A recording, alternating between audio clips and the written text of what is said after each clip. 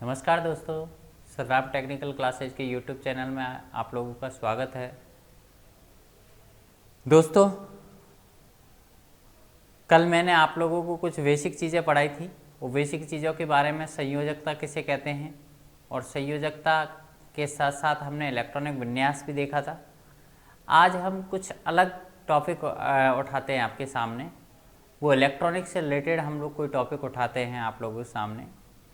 Electronics में हम लोग सबसे पहले जो पढ़ने वाले हैं वो कंडक्टर, सेमीकंडक्टर, देन इंसुलेटर क्या होते हैं, इसके बारे में हम लोग पढ़ेंगे। देन उसके बाद हम लोग आप लोगों को सेमीकंडक्टर डिवाइसों के बारे में बताएंगे। ध्यान रखना दोस्तों, बेसिकली अगर सामान्य तौर पर अगर बात की जाए, सामान्य तौर पर बात करें हम लोग, तो पदार्थ जो होते हैं, मेटल्स जो होते हैं, उनको बेसिकली देखा जाए तो 3 पार्ट्स में डिवाइड किया गया है। कितने पार्ट्सों में डिवाइड किया गया है दोस्तों?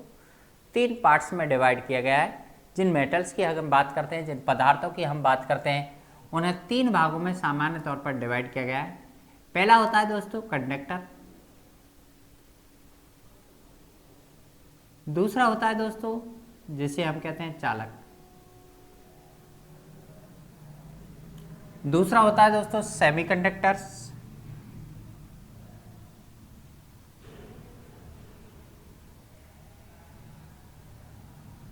और जिसे कहते हैं दोस्तों अर्धचालक। क्या कहते हैं? अर्धचालक। तीसरा होता है दोस्तों इंसुलेटर,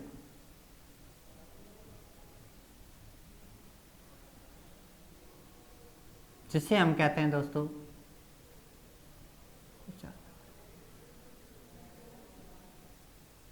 दोस्तों अगर बात की जाए चालक, अर्धचालक और कुचालक, हम अलग अलग गाइडों में अलग अलग तरीके से इनके बारे में पढ़ते हैं कि चालक क्या होता है, अर्धचालक क्या होता है और कुचालक क्या होता है। कहीं पर इनको एनर्जी गैप के आधार पर डिवाइड किया गया होता है, कहीं पर इनको इसकी रजिस्टिविटी के आधार पर डिवाइड किया गया होता है, कहीं पर इसे कंडक्टिविटी के आधार पर डिवाइड किया गया होता है। बेसिकली हम लोग यहाँ पर बात कर रहे हैं कि चालक जो होते हैं, सामान्य तौर पर बात करें आप लोग तो चालक किन्हें कहा जाता है? चालक उन पदार्थों को कहा जाता है, कंडक्टर्स उन पदार्थों को कहा जाता है जिनके अंदर करंट आसानी से फ्लो हो जाती है। यही कहते हो आप लोग, कंडक्टर्स उन पदार्थों को कहा जाता है जिनके अंदर धारा आसानी से प्रवाहित हो जाती है। जैसे हम लोग अगर बात करें कॉपर, एल्यूमिनियम, चांदी, सोना, हमारे ये क्या है? कंडक्टर्स की श्रेणी में आते हैं। दोस्तों किसकी श्रेणी में आते हैं? कंडक्टर्स की श्रेणी में। करंट कब फ्लो होता है? करंट कैसे प्रवाहित होता है? करंट प्रवाहित होने के लिए इलेक्ट्रॉन्स का फ्लो होना आवश्यक है, इलेक्ट्रॉन्स का प्रवाहित होना आवश्यक है। ध्यान रखना दोस्तों। और इलेक्ट्रॉन्स जहां पर उपस्थित होते हैं उसे कहते हैं हम एनर्जी लेवल। किसी भी परमाणु के अंदर, किसी भी एटम्स के अंदर जो इलेक्ट्रॉन्स उपस्थित होते हैं उसे बोला जाता है एनर्जी लेवल। अर्थात इलेक्ट्रॉन्स उपस्थित कहाँ पर होंगे? एनर्जी लेवल के अंदर उपस्थित होंगे। तो ध्यान रखना, अगर एनर्जी लेवल की बात की जाए तो एक एनर्जी लेवल से दूसरे एनर्जी लेवल के बीच में कुछ गैप होता है, उस गैप को बोला जाता है एनर्जी गैप। मान के चलो एक एनर्जी लेवल ये है जिसे हम हिंदी में बोलते हैं ऊर्जा स्तर। क्या बोलते हैं दोस्तों? ऊर्जा स्तर। इस ऊर्जा स्तर के अंदर कोई इलेक्ट्रॉन्स है और ये दूसरा ऊर्जा स्तर है जिसके अंदर इलेक्ट्रॉन को मूव कराना है या मूव होना है करंट फ्लो होने के लिए। करंट प्रवाहित तो तभी होगा जब इलेक्ट्रॉन से एक एनर्जी लेवल से दूसरे एनर्जी लेवल में, दूसरे से तीसरे में, तीसरे से चौथे एनर्जी लेवल में फ्लो होगा, तभी जाके हमारा क्या फ्लो हो पाएगा? करंट फ्लो हो पाएगा। तो यहाँ से यहाँ पर जो इलेक्ट्रॉन्स है वो किस तरीके से मूव होगा उसके बारे में हम लोग बात करते हैं। अगर ये गैप ज़्यादा होता है, ध्यान रखना, अगर सामान्य तौर पर आप लोगों ने पढ़ा होगा कंडक्टर जो होता है, कोई भी परमाणु जो होता है सामान्य रूप से उदासीन होता है और उसके अंदर कोई धारा प्रवाहित नहीं होती है। लेकिन धारा प्रवाहित कब होती है? जब हम उसे कोई आउटर सोर्स से एनर्जी दें या उसे एनर्जी सोर्स से जोड़ा जाए या कोई उसे एक्साइट किया जाए। अर्थात हम जब एनर्जी देंगे किसी इलेक्ट्रॉन्स को तो वो इलेक्ट्रॉन क्या करेगा, उस एनर्जी को पाकर एक एनर्जी लेवल से दूसरे एनर्जी लेवल में मूव हो जाता है। क्या हो जाता है दोस्तों? एक एनर्जी लेवल से दूसरे एनर्जी लेवल में क्या हो जाएगा, मूव हो जाएगा। लेकिन ध्यान रखना दोस्तों, ये बीच में एक गैप होता है जिसे बोलते हैं हम एनर्जी गैप। क्या बोलते हैं? एनर्जी गैप, जिसे ऊर्जा अंतराल भी कहा जाता है हिंदी में, एनर्जी गैप।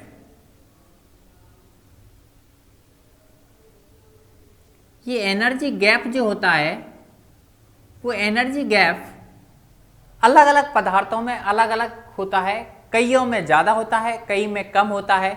तो ध्यान रखना यहाँ पर दोस्तों, जो एनर्जी गैप होगा वो कंडक्टर्स में देखा जाए तो बहुत कम एनर्जी गैप होगा, बहुत कम होगा भी तो ना के बराबर एनर्जी गैप होगा, अर्थात पोर्टेबल होगा। अर्थात आप देखेंगे कि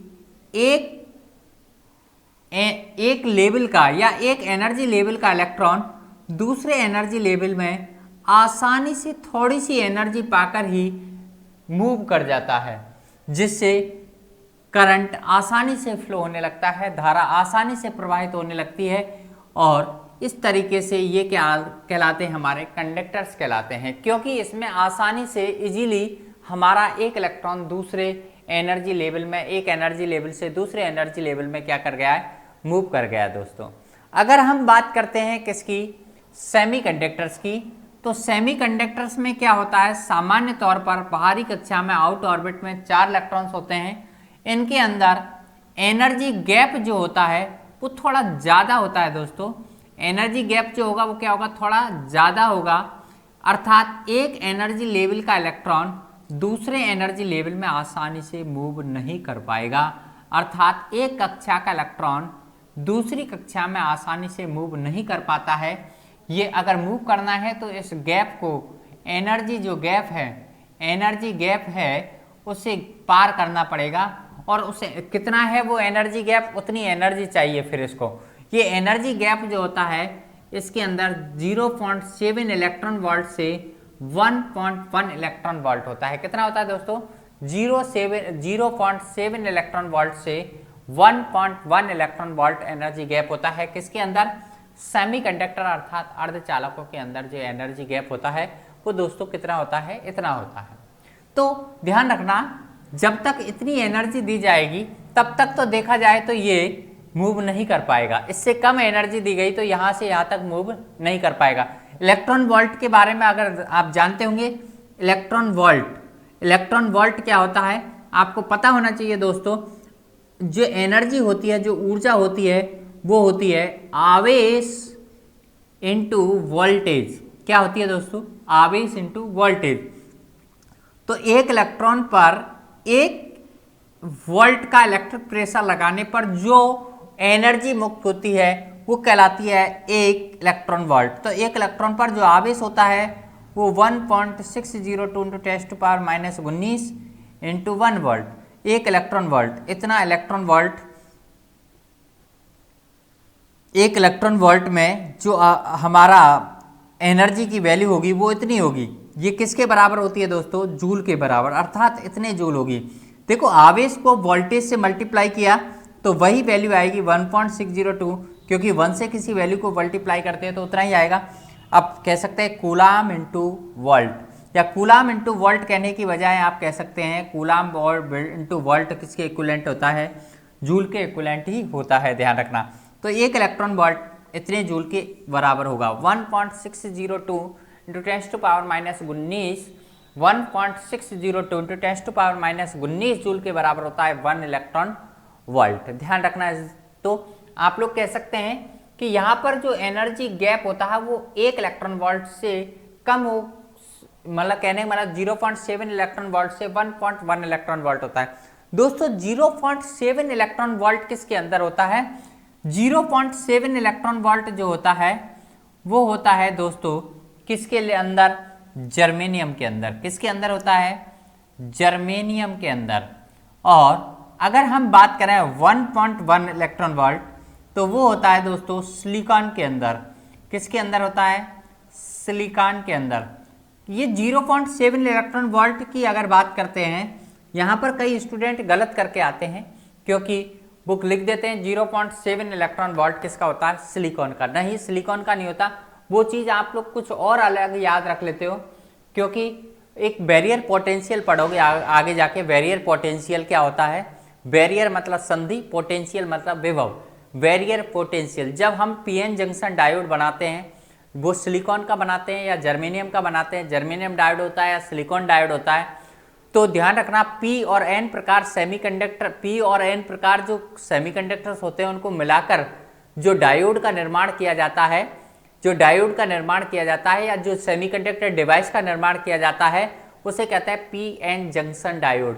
तो बीच में जहां पर वो दोनों पी और एन प्रकार के अर्धचालक मिलते हैं, वहां पर एक क्या होता है? रेजिस्टेंस पैदा हो जाता है। क्या पैदा हो जाता है? रेजिस्टेंस पैदा हो जाता है, अर्थात वहां पर एक बैरियर पैदा हो जाता है। वो बैरियर क्या करता है? एक साइड से दूसरे साइड में इलेक्ट्रॉन्स को नहीं मूव होने देता सामान्य वोल्टेज पर।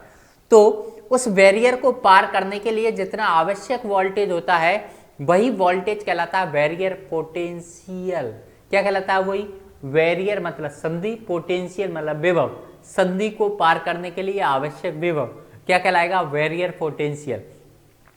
तो दोस्तों जर्मेनियम डायोड के अंदर जो बैरियर पोटेंशियल की वैल्यू होती है, जर्मेनियम के लिए जो रहती है वो रहती है 0.3 वोल्ट, और सिलिकॉन के लिए रहती है वो रहती है 0.7 वोल्ट। तो उसको याद रख लेते हैं स्टूडेंट, इसलिए कई जगह ये इसको गलत करके आ जाते हैं। तो दोनों चीज़ें अलग अलग है। वोल्टेज वहाँ वोल्ट में आ रही है, वोल्टेज की बात हो रही है, यहाँ पर बात हो रही है हमारी किसकी? एनर्जी गैप की। तो ऊर्जा की जब बात होती है तो दोस्तों वो मेजर किया जाता है किसमें? इलेक्ट्रॉन्स वोल्ट में। किसमें मेजर किया जाता है दोस्तों? इलेक्ट्रॉन्स वोल्ट में। ध्यान रखना, किसी भी तरह की कोई समस्या है तो आप लोग कमेंट करके पूछ सकते हैं और हम लोग इसके बारे में ज़्यादा डिस्कस कर लेंगे। बाकी की अगर बात करते हैं हम इंसुलेटर की, या इंसुलेटर अर्थात कुचालकों की अगर बात की जाती है, इंसुलेटरों की अगर बात की जाती है या कुचालकों की अगर बात की जाती है, तो इंसुलेटर में क्या होता है? ये एनर्जी गैप बहुत ज़्यादा होता है, अर्थात एक इलेक्ट्रॉन दूसरे एक इलेक्ट्रॉन एक एनर्जी लेवल से दूसरे एनर्जी लेवल में मूव नहीं कर पाता। ये एनर्जी गैप काफ़ी ज़्यादा होता है। ये एनर्जी गैप क्या होता है? काफ़ी ज़्यादा होता है। कितना होता है अगर उसकी बात करें तो वो रहता है दोस्तों 6 इलेक्ट्रॉन वोल्ट। कितना होता है दोस्तों? लगभग 6 इलेक्ट्रॉन। ऐसा नहीं है कि 6 इलेक्ट्रॉन वोल्ट ही फिक्स रहेगा, तो लगभग 6 इलेक्ट्रॉन वोल्ट या इससे ज़्यादा अगर एनर्जी गैप क्या होता है तो वो हमारे किसके आ जाते हैं? किसकी श्रेणी में आ जाते हैं? इंसुलेटरों की श्रेणी में आ जाते हैं दोस्तों। किसकी श्रेणी में आ जाते हैं? इंसुलेटर अर्थात कुचालक। जैसे कि एग्जाम्पल की अगर बात करें हम लोग, तो ऐसे पदार्थ जिनमें धारा नहीं बहती है, जैसे पोर्सिलिन है, पीवीसी है, वेकेलाइड है, ये हमारे क्या है? इंसुलेटर्स। सेमीकंडक्टर्स की अगर बात करें, जर्मेनियम है, सिलिकॉन है, कार्बन है, ये हमारे क्या है? सेमीकंडक्टर्स हैं। क्या है हमारे दोस्तों? सेमीकंडक्टर। तो हम लोगों ने देखा, अगर हम बात करें तो हमारे कंडक्टर्स के अंदर कोई एनर्जी गैप नहीं होता है, आसानी से मूव कर जाता होता है, बहुत माइनर होता है, 0.0001 इलेक्ट्रॉन वोल्ट से कम रहेगा, 0.0001 इलेक्ट्रॉन वोल्ट से कम रहेगा अगर एनर्जी गैप होगा तो। अगर आप बात करते हैं सेमीकंडक्टर की, तो सेमीकंडक्टर्स के अंदर जो रहता है वो बहुत ही मीडियम से, हाँ, हमारा एनर्जी गैप रहता है 0.7 इलेक्ट्रॉन वोल्ट से 1.1 इलेक्ट्रॉन वोल्ट। अगर हम इंसुलेटर की बात करेंगे तो वहाँ पर एनर्जी गैप की वैल्यू थोड़ी ज़्यादा रहती है। कितनी? 6 इलेक्ट्रॉन वोल्ट। ध्यान रखना है, इसलिए इस गैप को पार नहीं कर पाता इलेक्ट्रॉन और धारा नहीं बहती है। दोस्तों ये तो कुछ जनरल बातें हुई कंडक्टर, सेमीकंडक्टर और इंसुलेटर के बारे में। अब बात करते हैं हम सेमीकंडक्टर डिवाइसेज के बारे में। दोस्तों सेमीकंडक्टर डिवाइसेज जो होती है, नाम से जैसा कि पता लग रहा है आप लोगों को पता लग रहा है, सेमीकंडक्टर डिवाइसेज क्या होती हैं? सेमीकंडक्टर डिवाइसेज वो होती हैं जो सेमीकंडक्टरों से बनी होती है, अर्थात अर्धचालकों से बनी होती हैं। लेकिन दोस्तों अर्धचालकों के अंदर एक प्रॉब्लम है। कि साहब क्या प्रॉब्लम है? अर्धचालकों के अंदर एक बड़ी प्रॉब्लम है। क्या प्रॉब्लम है? कि अर्धचालक जो होता है उसकी आउट ऑर्बिट में सामान्य तौर पर 4 इलेक्ट्रॉन होते हैं। कितने होते हैं? 4 इलेक्ट्रॉन। वो 4 इलेक्ट्रॉन त्याग सकता है या 4 इलेक्ट्रॉन ग्रहण कर सकता है, ध्यान रखना इस चीज का। 4 कोऑर्डिनेट बॉन्ड बना सकता है। समझ रहे मेरी बात?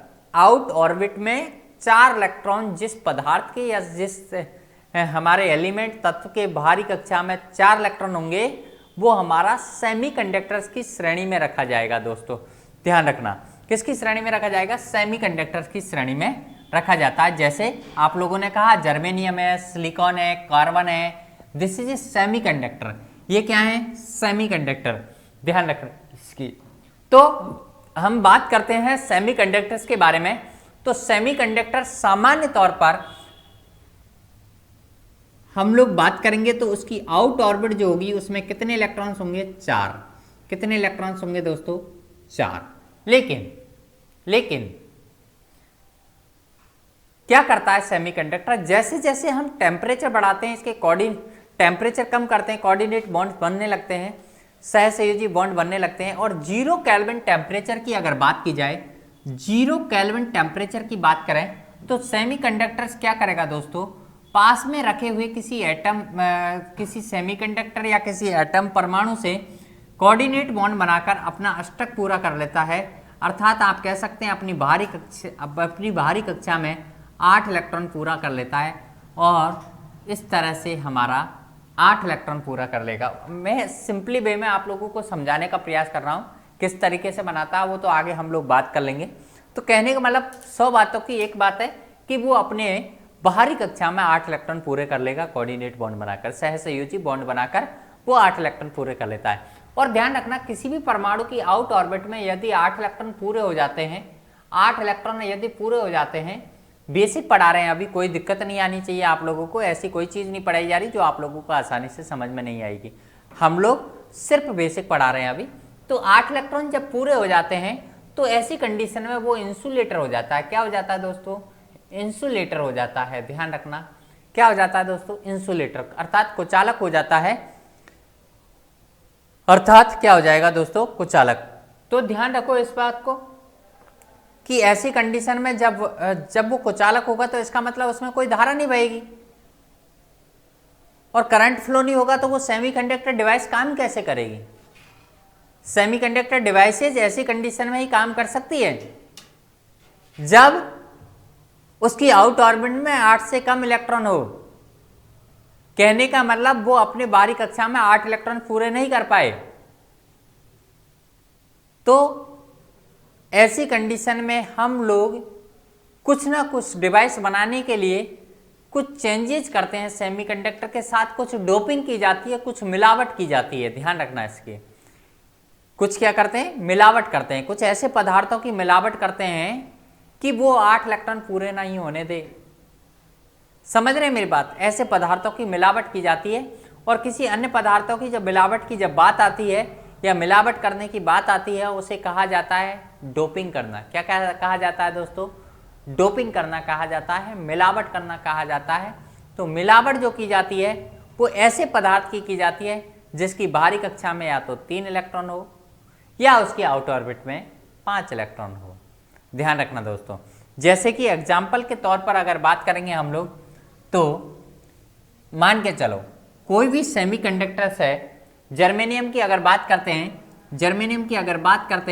तो जर्मेनियम के बहुत सारे परमाणुओं से हमारा सेमीकंडक्टर्स बना है इस तरह से।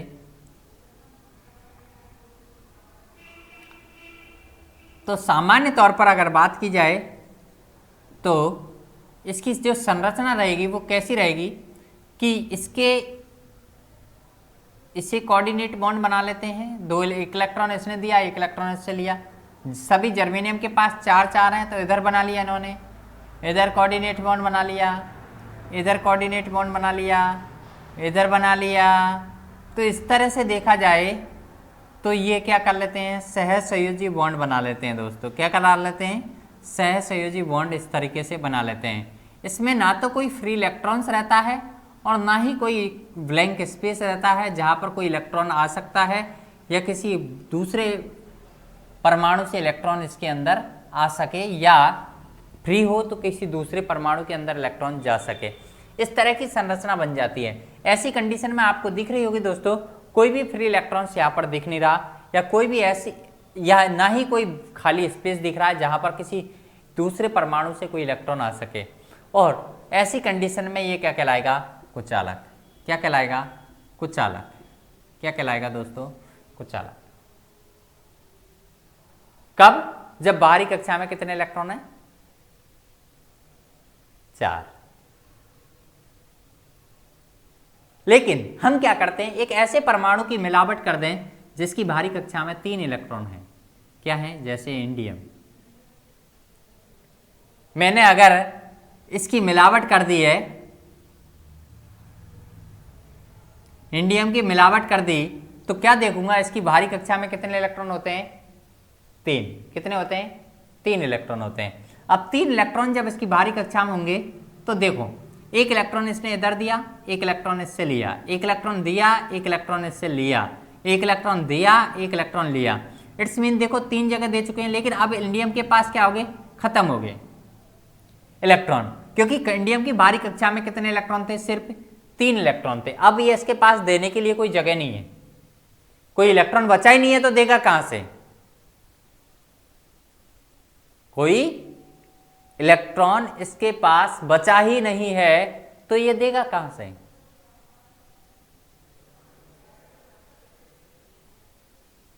तो ऐसी कंडीशन में ये क्या करेगा कि यहां पर एक जगह खाली रह जाएगी जिसे आप कहोगे हॉल। क्या कहेंगे दोस्तों? हॉल। ये हॉल ही करंट फ्लो कराने का कार्य करता है, अर्थात इसके अंदर इलेक्ट्रॉन की कमी हो जाती है। क्या हो जाती है दोस्तों? इलेक्ट्रॉन की कमी। क्या हो जाती है दोस्तों? इलेक्ट्रॉन की कमी। किसके अंदर? जैसे ही मैंने ऐसी अशुद्धि मिलाई जिसकी बाहरी कक्षा में 3 इलेक्ट्रॉन है, तो इसके अंदर 1 इलेक्ट्रॉन की कमी हो गई, और ये इलेक्ट्रॉन की कमी ही करंट फ्लो कराने का कार्य करती है। और इलेक्ट्रॉन की कमी को हम किससे दर्शाते हैं? हॉल से। किससे दर्शाते हैं दोस्तों? हॉल। तो ध्यान रखना, इलेक्ट्रॉन की कमी जब हो रही है तो वो इलेक्ट्रॉन को एक्सेप्ट करने की क्या रखता है? क्षमता रखता है। एक इलेक्ट्रॉन को ग्रहण करने की क्षमता रखता है। तो ऐसी अशुद्धियों को कहा जाता है क्या? एक्सेप्टर। क्या कहा जाता है? एक्सेप्टर। मतलब एक्सेप्ट कर रहा है वो। और अगर देने की क्षमता रखेगा तो वो कहलाएगा डोनर। क्या कहलाएगा? डोनर। ग्रहण करने की क्षमता है एक्सेप्टर, देने की क्षमता रखता है तो डोनर। अगर इलेक्ट्रॉन की कमी है तो एक्सेप्टर है, एक्सेप्ट कर रहा है वो किसी इलेक्ट्रॉन्स को। ध्यान रखना दोस्तों, क्या कर रहा है वो? किसी इलेक्ट्रॉन्स को एक्सेप्ट कर रहा है, इसलिए उसे कहा जाता है एक्सेप्टर। और आपको पता है बाहरी कक्षा में कितने इलेक्ट्रॉन है? 3। क्या क्या क्या है? 3। बाहरी कक्षा में कितने इलेक्ट्रॉन है दोस्तों? 3। इसलिए इन्हें कहते हैं टर्बुलेंट इम्प्योरिटी, मतलब त्रिसंयोजी अशुद्धि। क्या कहा जाता है दोस्तों? त्रिसंयोजी। ज्यादा डिस्कस हम लोग नेक्स्ट वीडियो में करेंगे इसके बारे में, और नेक्स्ट वीडियो में हम लोग बताएंगे कि टर्बुलेंट इम्प्योरिटी क्या होती है, पेंटाबुलेंट इम्प्योरिटी क्या होती है, पंच संयोजी जिसे बोला जाता है, जिसे आप लोग और भी क्या कह सकते हो, डोनर टाइप की इम्प्योरिटी या अशुद्धि क्या क्या होती है, उसके बारे में भी हम लोग बात करेंगे। तो दोस्तों इस वीडियो में इतना ही आप लोगों को बताएंगे, बाकी की नेक्स्ट वीडियो में दोबारा से आप लोगों को इसके बारे में डिस्कस करेंगे कि किस तरह से हम सेमीकंडक्टर डिवाइसेस बनाते हैं, और सेमीकंडक्टर डिवाइसेस को बनाने के लिए वो पी टाइप और एन टाइप जो सेमीकंडक्टर निर्माण किया जाता है वो किस प्रकार से किया जाता है।